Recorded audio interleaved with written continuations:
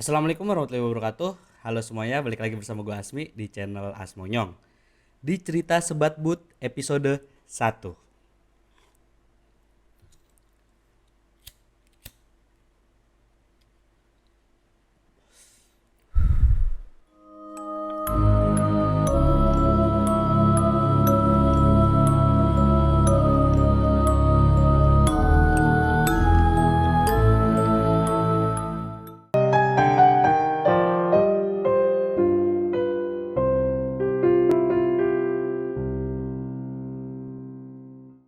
Nah, kali ini gue akan membahas salah satu cerita dari Rumah Sakit Terbengkalai, yaitu RSUD Arjawinangun Lama. Nah, sebenarnya tuh RSUD Arjawinangun ini udah dibikin tempat yang baru. Nah, jadinya bangunan yang lama itu tidak ditempatin. Jadi kayak kosong, bener-bener ditinggal gitu aja.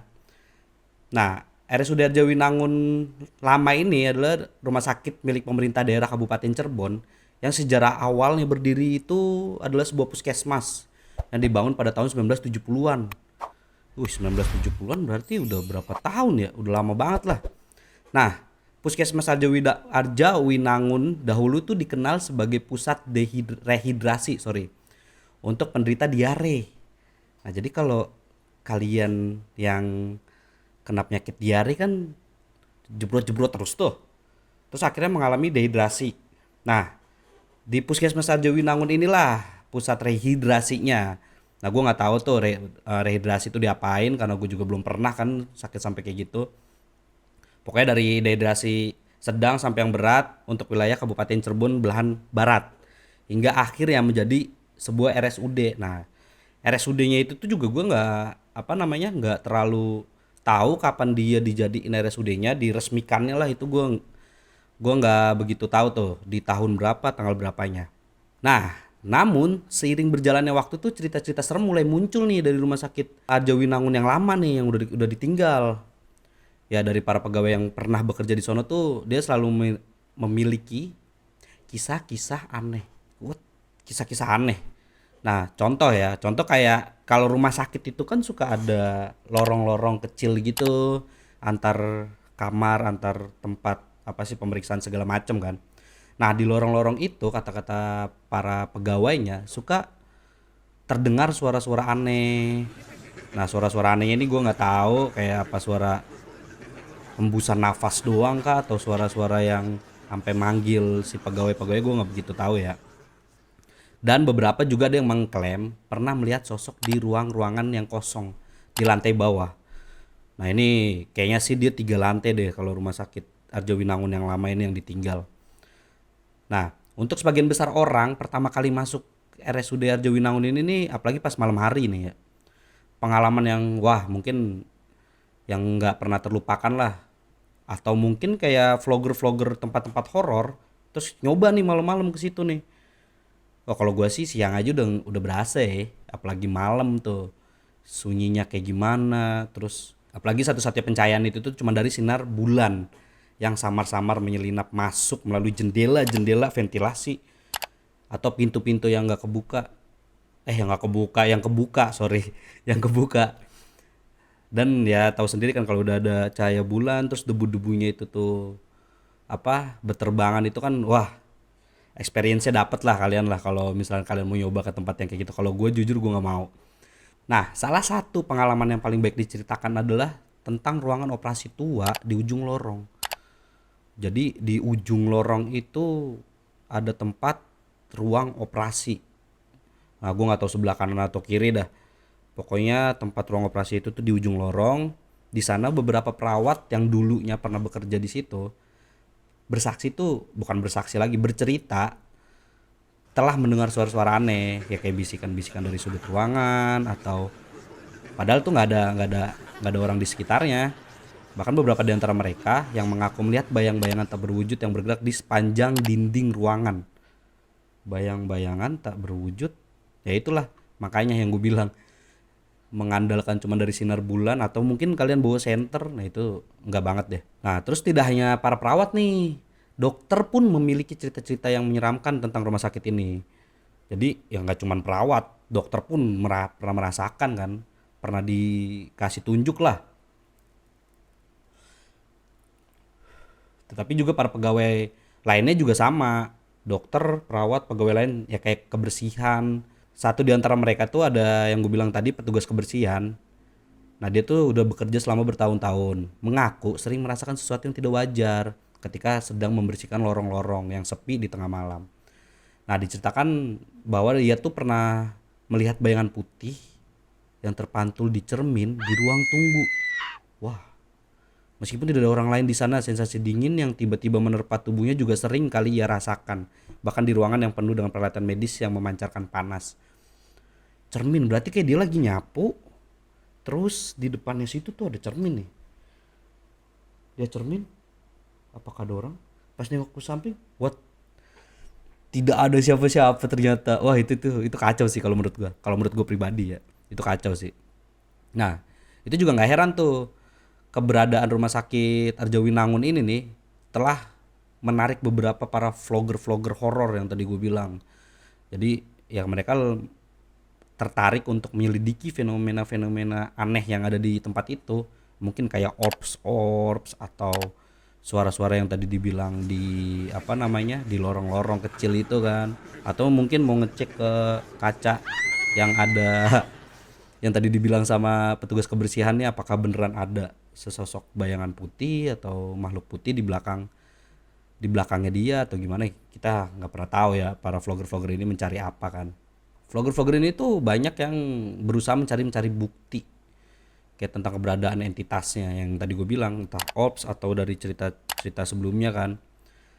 Walaupun beberapa beberapa vlogger tuh juga dapat rekamannya, dapat gambarnya. Cuman ya gue nggak tahu itu beneran beneran entitas yang ada di situ menunjukkan eksistensinya atau enggak. Nah, itu gue nggak belum terlalu paham deh ya. Cuman yang pasti kalau kalian di tempat itu dan mendapatkan sesuatu yang aneh, itu pasti kalian tuh bakalan ngarahnya tuh ke entitas negatif yang tadi gue bilang. Nggak mungkin ke arah yang positif. Oh, itu tikus, itu kucing, itu nggak mungkin. Itu nggak mungkin. Nggak make sense aja ya. Nah, di sini nih gue punya salah satu cerita yang paling menyeramkan adalah tentang perawat hantu. Nah, gue nggak tahu detailnya kenapa ini perawat bisa menjadi hantu. Nah, dia tuh sering terlihat kayak suka ngeliling-ngelilingin apa sih lorong-lorong itu yang gue bilang tadi, lorong-lorong kecil, apalagi yang ke arah tempat operasi di lantai bawah. Oh, ini banyak banget sesuatu yang mengganjil di lantai bawah ya. Atau sebenarnya tuh orang belum eksplor sampai lantai atas, tapi udah ngedon duluan di lantai bawah. Coba gimana menurut kalian? Kalau menurut kalian emang iya, tulis aja di kolom komentar deh. Kalau gue pribadi gue udah nyampe depan pagar pun udah cabut pasti. Nah, jadi perawat ini nih suka memegang sebuah lentera tua di tangannya. Jadi kayak dia ngebawa lentera atau kita nyebutnya tuh kayak Petromax deh. Petromax yang suka di shot yang model-model kayak gitu. Nah, itu tuh dia bawa-bawa kayak gituan. Nah, ada beberapa saksi mata nih, maksudnya yang pernah melihat atau mungkin vlogger-vlogger yang tadi gue bilang juga dia pernah melihat perawat hantu ini. Dia tuh selalu terlihat seperti sedang mencari sesuatu dengan ekspresi wajah yang tegang dan langkah-langkah yang lembut namun pasti. Jadi kayak santai tapi mukanya tegang. Aduh, gue nggak bisa ngebayangin sih bahas segimana apa sih creepy-nya kalau ketemu hantu perawat ini kan. Nah, cuman ketika beberapa orang itu buat mencoba mendekati hantu tersebut, kayak mungkin mau berinteraksi atau berkomunikasi, nah mereka hantunya itu tuh langsung hilang, hilang tanpa jejak aja kayak meninggalkan lorong yang sunyi itu. Jadi tahu sunyi kembali, hening dan mencekam yang pasti. Nah, ternyata rumah sakit Arjawinangun lama ini nih dia memiliki urban legend. Urban legend. Kalau urban legend itu kan udah pasti cerita-cerita yang dari dulu-dulu banget ya. Udah lama dan belum bisa dipastikan kebenarannya itu valid atau enggak.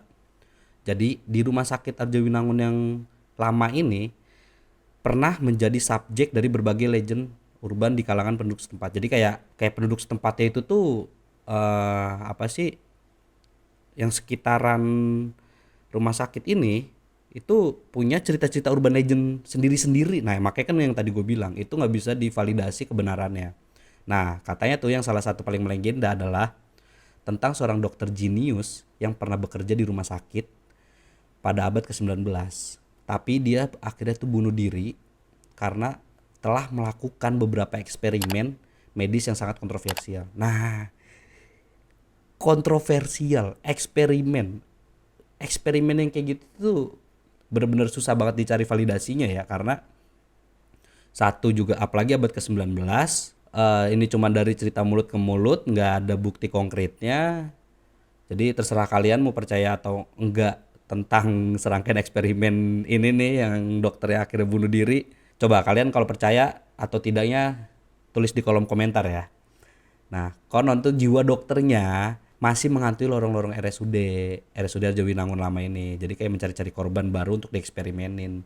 Nah, namun cerita-cerita serem yang urban legend tadi gue bilang yang tentang dokter pernah bikin eksperimen yang sangat kontroversial, itu tuh ternyata diakui oleh penduduk sekitar tersebut. Maksudnya mereka pun kalau mereka yang mempercayai cerita ini, walaupun gua nggak begitu tahu ini valid atau enggak ya, balik lagi ya. Nah, rumah sakit Arjawinangun Lama ini dengan sejarahnya yang panjang dan reputasinya yang kelam tetap menjadi salah satu tempat yang paling misterius dan menakutkan di wilayah tersebut. Meskipun beberapa skeptis mencoba menyalahkan imajinasi yang berlebihan atau ketakutan yang berlebihan sebagai penyebab cerita-cerita seram yang beredar. Namun bagi mereka yang pernah mengalami sendiri atmosfer mencekam di dalamnya, itu nggak ada keraguan bahwa ada sesuatu yang nggak biasa di rumah sakit ini. Nah, yang tadi gue bilang, kalau emang kalian mau mencobanya ini valid atau enggak, coba kalian datengin, terus mencari entitas-entitas yang ada di sono untuk memvalidasi benar atau tidaknya. Apakah itu hanya sebuah legenda urban yang dilebih-lebihkan oleh imajinasi manusia, atau memang sebenarnya tempat itu memiliki memori-memori kelam di masa lalunya? Coba gimana menurut kalian? Tulis di kolom komentar ya. Kalau menurut kalian itu emang benar atau tidaknya, atau kalian punya cerita-cerita yang lainnya, langsung aja di kolom komentar. Oke? Thank you semuanya. Terima kasih yang sudah menonton sampai akhir. Gua akhiri cerita RSUD Arjawinangun Lama ini dan sampai jumpa di episode selanjutnya. Oke? Udah habis rokok gua. Dadah.